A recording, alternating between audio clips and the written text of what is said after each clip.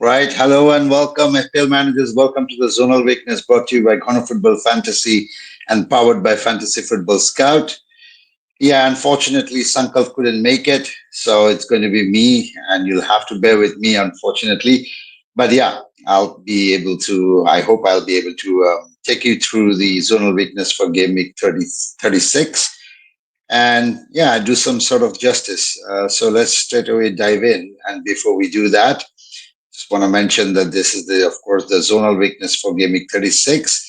No more double game week, so we all know that. So we'll just focus on it, and I hope I don't go on saying that it's a double game week. Before we get into the show, please do give us a follow, like, or subscribe. And of course, we're producing regular contents. It's end of the season, so yeah. Hopefully, we are going to get some sort of followers before the season wraps up. So appreciate your support and keep sharing the videos, of course. We really appreciate all the views that's coming and the comments if you have any. And all the stats that you see are taken from the Fantasy Football Scout members area. If you're interested in the membership, please click in the link in the description below and you would get a discount. And yeah, that would be very supportive. So you'll get access to all the data as well, including the zonal data for the 20 teams. So if you're interested, please do so. Do not hesitate. The link is in the description. You'll find it. Right, let's get straight into the zonal weakness table. And this is how the table looks. And it's pretty white out there. And as you can see, and I just would like to start with, of course, the most important match or the match that everybody is looking forward to.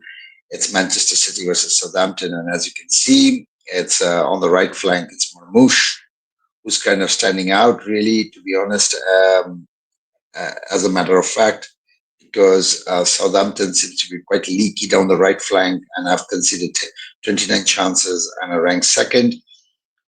Most of us also have De Bruyne, and I think that the two options or the two assets that all our FPL managers are really focusing on looks very good on the zonal chart. Um, Southampton have actually considered 22 chances and are ranked third among all the 20 teams where De Bruyne is going to occupy that space. Savinho or Bernardo Silva were likely to occupy on the left flank, slightly away from or slightly outside the white mark, which is the top worst five ranks that we kind of highlight. So yeah, they're just ranked seven down there. Ruben, of course, I saw at least on the FPL price rise that Ruben was there. So yeah, those of you who went for Ruben, his prospect also looks very good in terms of headed considered, as Southampton have actually considered 19 headed considered. So yeah, that looks pretty much interesting for Ruben as well. In terms of crosses, well, not really particularly standing out, but again, I would not really completely ignore it because if you look at the right flank, then Southampton are actually considered 63 chances and are ranked sixth, whereas on the left flank they've considered 81 crosses and are ranked third. So yeah, there is a possibility for Marmoush and Doku or even Bernardo Silva and Savinho to get some sort of assist. But De Bruyne and Marmoush looks primed to get some goals according to the zonal table. Moving on to the next fixture, it's Nottingham Forest versus Leicester. And of course, Leicester looks pretty leaky down the three flanks, or all the three flanks, as you can see. I'll start with the center. Of course, Wood is going to occupy that space where Leicester has actually considered 28 chances and are ranked worst.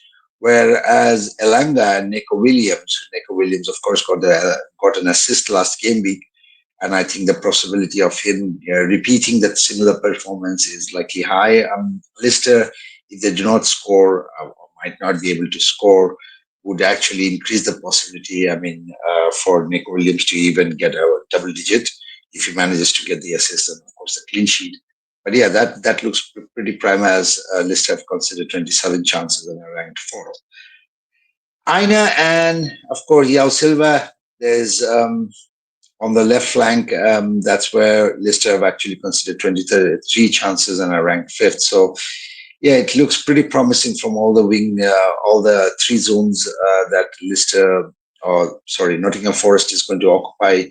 So yeah, not much hope for Leicester fans, to be honest, in this case, at least in terms of preventing Nottingham Forest to score. But again, You never know with FPL. The moment you focus too much on a particular team, it tends to be go wrong. Um, moving ahead. Sorry, it's Brentford versus Ipswich, and I would just like to focus on the three zones again, which Ipswich for Ipswich, and I think that looks pretty promising for Brentford assets. Now, one of the player that's really catching my eyes beside Wissa and of course Mbomo, we know they are very popular picks, but I think Kevin Shada has been a pretty interesting option, and I think he looks again well set to score again this game week. The fact that Ipswich have considered actually 35 chances, sorry, down the right flank and are ranked worst where Shada is going to play. So I would not be surprised if he's there again among the score sheet. Um, Wissa, of course, is a popular attack and still continues to be a differential. Mbomo, on the other hand, happens to be a very highly owned. And of course, if you don't have him, your rank is likely to get affected significantly if he manages to score or even assist. And, and that's rightly so. And that the possibility is kind of quite clear due to the fact that, Ipswich have actually considered 27 chances down the center where Wissa is going to play and they're ranked second. Whereas on the left flank, where Mbuma is going to play, Ipswich have actually considered 40 chances and are actually worse. Basically, from the right flank and the left flank, Ipswich looks very vulnerable, but also down the centre as well. So, yeah, this is going to be pretty interesting. And I think Brentford is really competing to try and see if they can finish quite high and manage to get the Conference League if possible. I don't know if that's mathematically possible because I haven't had the chance to really look at the table, but yeah, last time I noticed that they do realistically had the chance of making it.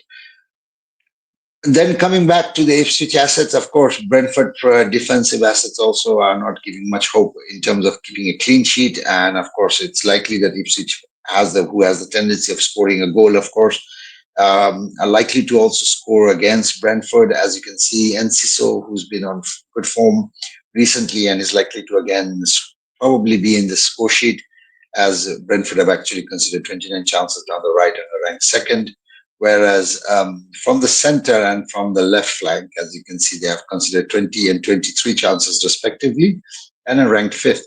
So, yeah, I wouldn't be surprised if, again, Ipswich manages to take the clean sheet of Brentford and, of course, manages to score one or two odd goals. The other fixture that I'm going to focus on is the Aston Villa versus Bournemouth, and I think one of the favorites, or at least previously one of the favorites from FPL managers 𝐸𝐸 and Django Autara. They were kind of standing out in this zonal table.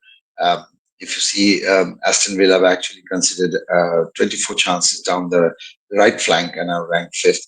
Beside that, Evanilson, of course, there's not much possibility, but yeah, Semenyo is slightly outside the worst five ranks, just ranked 8.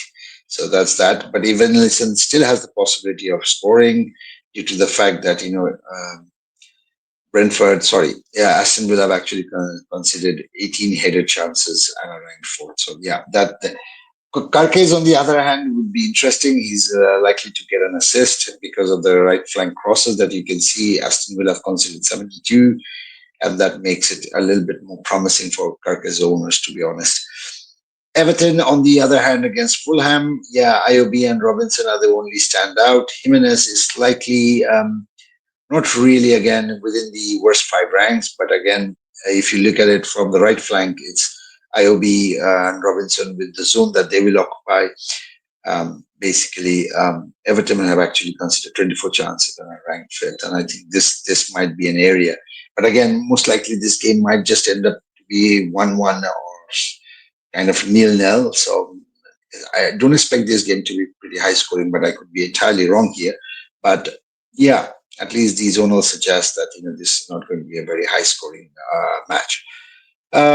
Crystal Palace versus Tottenham, and that is pretty interesting. Richarlison, if he's going to play, Crystal Palace looks pretty vulnerable from the center, conceding 20 chances and are ranked fifth worst. Whereas from the left flank, again, where Odegaard and Kulusevski are going to play, Crystal Palace have actually ended up conceding 24 chances and are ranked fourth.